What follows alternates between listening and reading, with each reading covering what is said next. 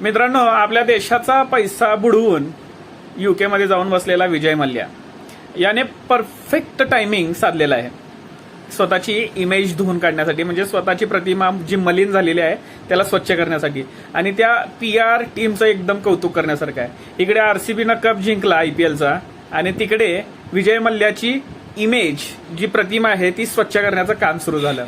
आणि बरोबर पॉडकास्टर असला निवडला की बाबा एकदम प्रसिद्ध लोकांचे त्याने पॉडकास्ट घेतलेले आहेत, आणि त्या पॉडकास्टला बसून आता असं वाटायला लागलं की विजय मल्ल्या किती बरोबर आहे, त्याच्याबरोबर किती अन्याय झालेला आहे आणि त्यांनी किती अन्याय सहन केलाय असं ते पॉडकास्ट ऐकून वाटायला लागलंय. 4 तासाचा पॉडकास्ट.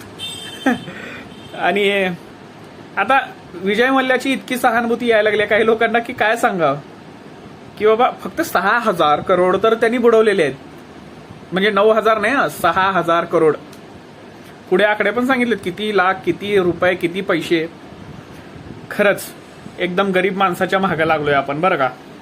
विजय मल्ल्यासारख्या देव माणसाच्या मागं आपण हात धुवून मागं लागलो होतो.